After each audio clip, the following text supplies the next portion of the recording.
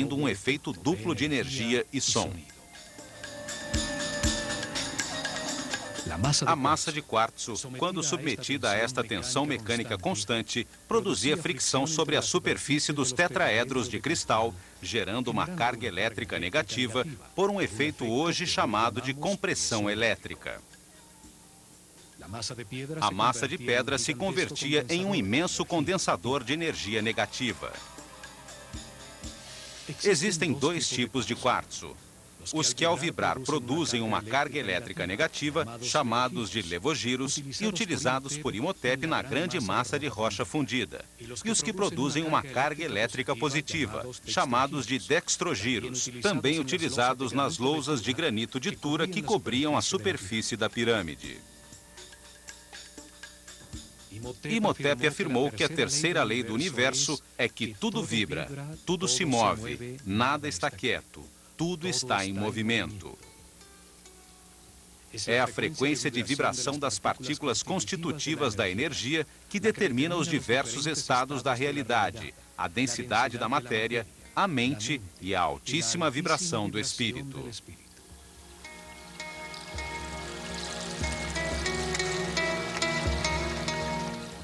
Quanto maior a frequência de vibração, mais elevado o nível de consciência, de informação e respeito e mais avançado no caminho evolutivo. Tudo vibra, desde a mais baixa e densa matéria até o espírito puro. Esta é a lei que determina a existência de diversos tipos de energia, dependendo de seu nível vibratório. Energia elétrica, química, magnética, gravitacional e energia taquiônica, produzida por Saqqara.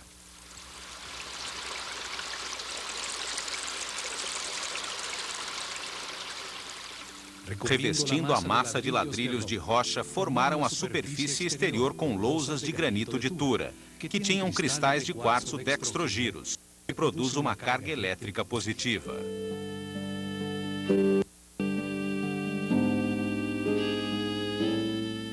Cobrindo a massa de ladrilhos de rocha contra a superfície exterior de cada capa horizontal de pedra, colocaram blocos de pedra pómez, um material eletricamente isolante, nos quais colaram as lousas de granito de Tura. Estavam cortados em planos inclinados, para produzir planos verticais com uma inclinação de 73 graus. E superfícies horizontais com uma inclinação de 22 graus.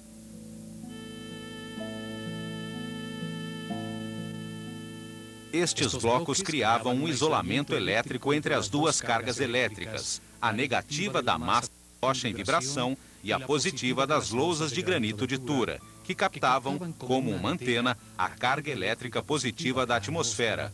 As duas cargas elétricas, a negativa da massa rocha em vibração e a positiva das lousas de granito de Tura, que captavam, como uma antena, a carga elétrica positiva da atmosfera, muito forte neste lugar de poder.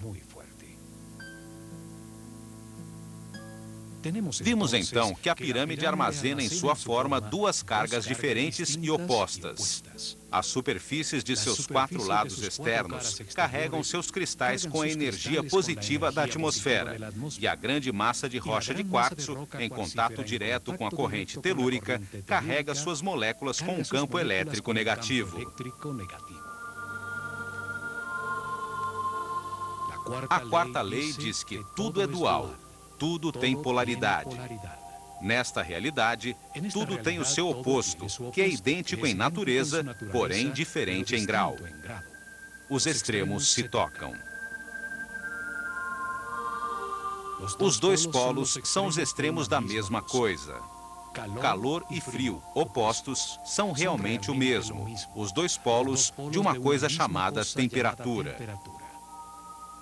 Luz e escuridão, grande e pequeno, suave e duro, branco e preto, ruído e silêncio, alto e baixo.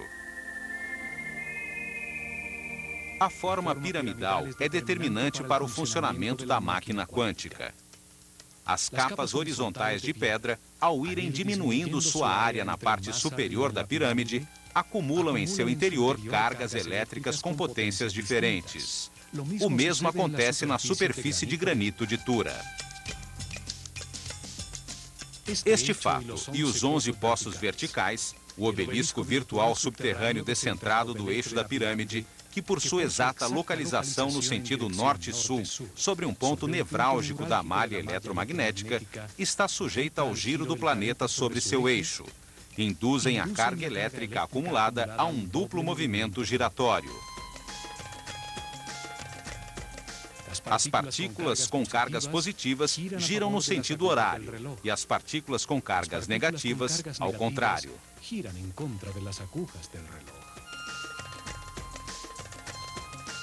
Isto gera um vórtice eletromagnético, um redemoinho de partículas subatômicas que vão se acelerando pouco a pouco, pois sendo a frequência constante, devido ao palpitar regular do planeta, produz-se uma ressonância. As duas forças, centrípeta e centrífuga, ao atingirem certa velocidade e frequência, fazem com que duas partículas de cargas opostas e movimentos contrários se emparelhem neutralizando-se e encontrem um novo eixo de giro, a 90 graus do eixo da pirâmide, produzindo uma coluna ondulatória estacionária.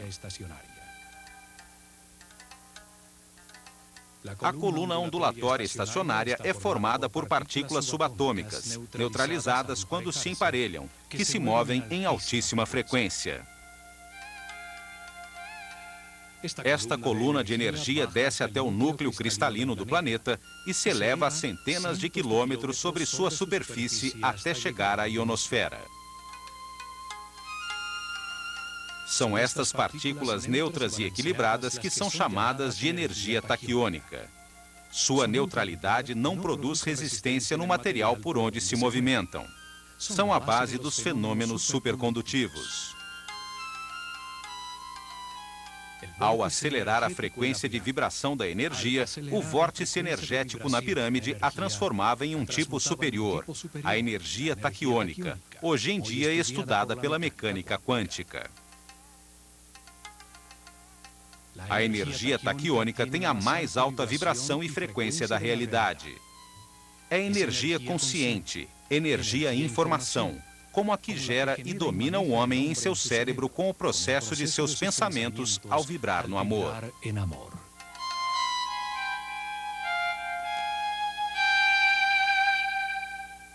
O olho de... A energia taquiônica e as colunas ondulatórias estacionárias foram estudadas por Nikola Tesla. Baseou-se nelas para inventar a corrente alternada, os motores elétricos, o rádio, a televisão, os raios-x, o radar e mais de 1.600 patentes com inventos que formaram o século XX.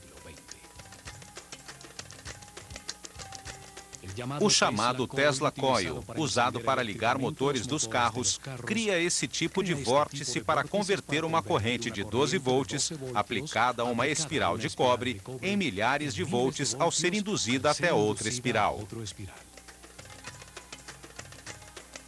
Em 1942, Tesla dirigiu a experiência Filadélfia, que utilizou enormes campos eletromagnéticos para organizar a energia em pares e convertê-la em energia taquiônica, usando-a para desaglomerar um objeto sólido, partícula a partícula, para armá-lo em outro lugar. O projeto Invisibilidade desintegrou o navio USS Eldridge e o recompôs instantaneamente a 75 quilômetros, mas seus tripulantes estavam mortos ou espantosamente grudados às pranchas de aço. Tesla conhecia um segredo hermético. Ao reordenar as partículas que constituem a energia, produz-se mudanças na massa manifesta. Em seus estudos, Tesla concluiu que a energia taquiônica se move 27 vezes mais rápido que a luz. É a energia do pensamento.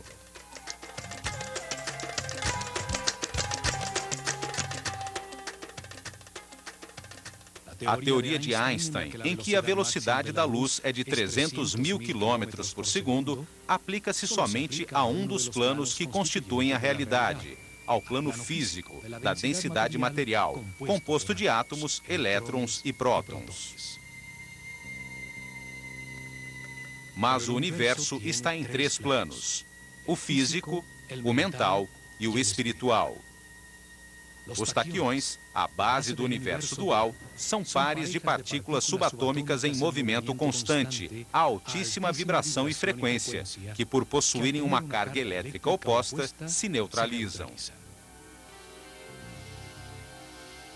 Os taquiões são a base dos elementos supercondutores. Sua neutralidade não produz resistência à carga que avança pelas suas moléculas. Um elemento composto dessas partículas que vibram a altíssima frequência torna-se sem peso. Sua massa deixa de pesar. É pura energia. A mecânica quântica atual revela que essas partículas subatômicas não têm massa. São apenas uma tendência a existir que se mede em probabilidades e que depende da vontade do observador do plano mental do homem. Imhotep sabia disso, e muitas coisas mais que nossos cientistas ainda não descobriram. A mecânica quântica e a supercondutividade são um avanço recente da física. A pirâmide, com degraus de 4 níveis, tinha um volume de 280 mil metros cúbicos de pedra, que pesavam 450 mil toneladas, 50% exatos do peso e volume da pirâmide final.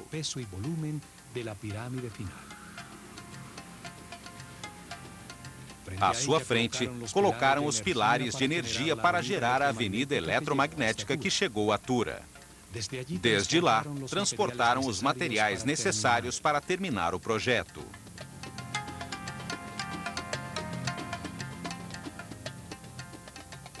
Aumentaram as plataformas dos lados norte e oeste, deixando inalteradas as faces sul e leste.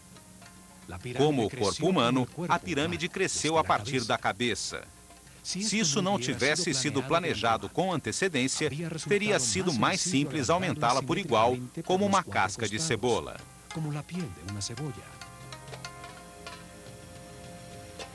Com a ampliação, o obelisco virtual subterrâneo ficava localizado exatamente sobre o eixo norte-sul da nova pirâmide, cuja base mede agora 140 por 100 metros.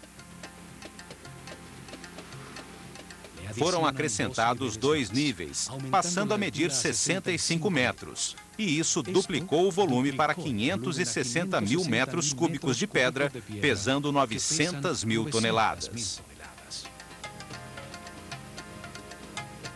Os acessos também confirmam que as etapas de expansão foram planejadas por Imhotep desde o momento inicial. Um túnel é facilmente prolongado a partir da entrada original. Uma segunda escada levava a um dos pátios de um templo construído do lado norte para disfarçar o acesso. O aumento exato do dobro de peso e volume da massa de pedra não pode ser casual.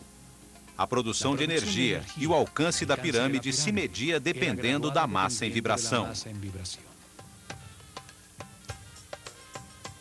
As pirâmides posteriores foram cada vez mais volumosas e pesadas até chegar à pirâmide de Quéops, que pesa 6 milhões de toneladas. O peso determina a quantidade de energia produzida. Esse volume de pedra gira sobre o eixo da Terra a uma velocidade constante. Davam-lhe a forma de pirâmide para extrair energia de sua massa, aproveitando os movimentos naturais do planeta, sua frequência constante de vibração e giro. Dentro do obelisco virtual na pirâmide, movia-se verticalmente uma bobina elétrica, formada por um fio de ouro enrolado numa madeira isolante.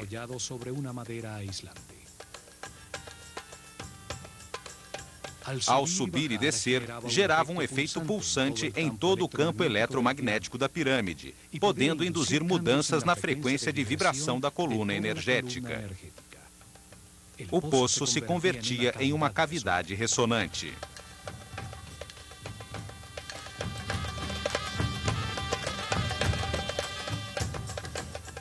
Nos 4 cantos do obelisco virtual, permanecem ainda grossas vigas de madeira dispostas a 45 graus para segurar a bobina e permitir-lhe mover-se em sentido vertical.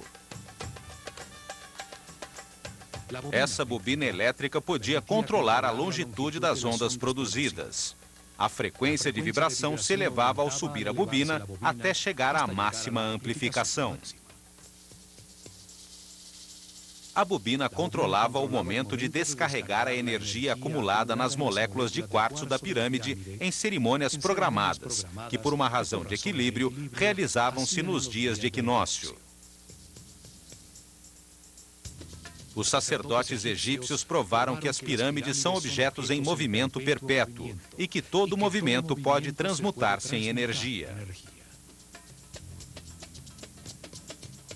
O último passo foi construir o muro perimetral e as obras da superfície, as capelas falsas, o pátio das serpentes, enquanto a representação do faraó Josher observava de seu lugar privilegiado.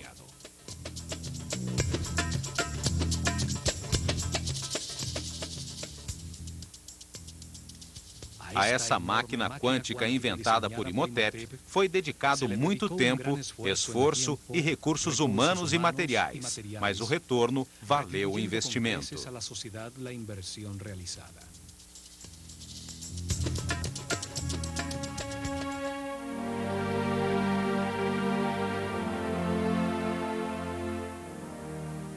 O vórtice foi utilizado para acelerar o desenvolvimento espiritual dos discípulos da Escola de Mistérios do Olho de Horus, encarregados de dirigir o caminho que elevou o nível de consciência de todo um povo.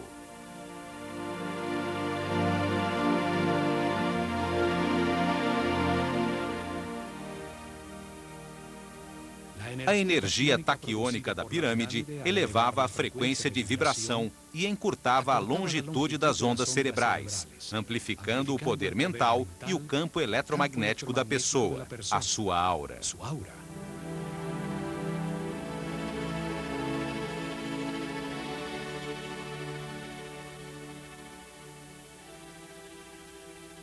Isso permitiu que os iniciados chegassem a níveis superiores do universo, podendo verificar a existência de novas realidades, dando segurança no caminho a toda a sociedade.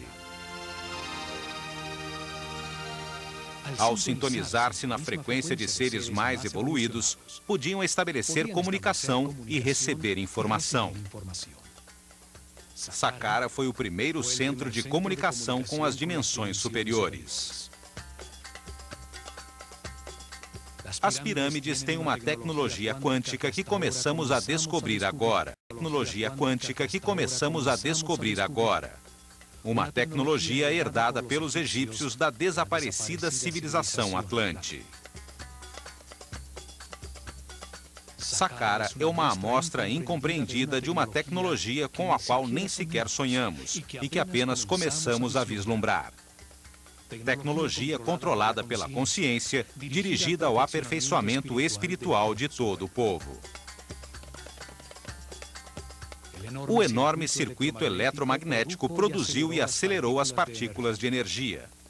Converteu energia estática em energia em movimento, para depois transmutá-la em energia taquiônica. Em Saqqara, usaram pela primeira vez sons e campos eletromagnéticos de maneira simultânea, para elevar a vibração dos iniciados com uma tecnologia aperfeiçoada na pirâmide de Quéops.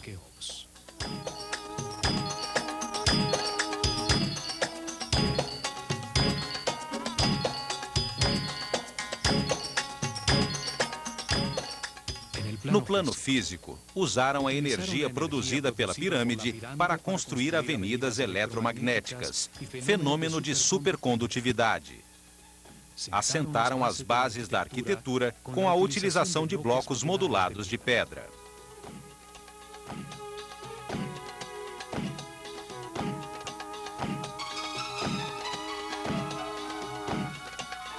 Demonstraram a sua sensibilidade no elaborado muro externo, no muro do pátio arrematado por serpentes, nos refinados detalhes arquitetônicos da cenografia de pedra que escondia a máquina quântica.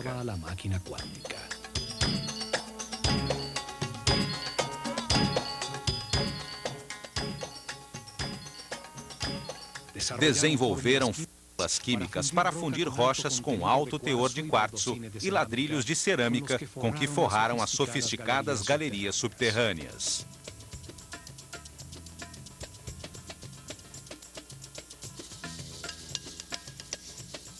Usaram os hieroglifos para talhar na pedra sua maneira de ver o universo. Sua visão ficou plasmada nas leis enunciadas por Imhotep e que são a base do conhecimento hermético dos maçons, Rosacruzes e Templários.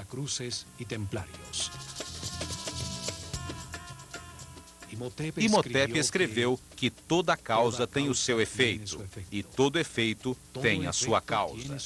Nada existe por acaso, pois o acaso destruiria o universo. Pensando nisso, Einstein disse que Deus não joga dados.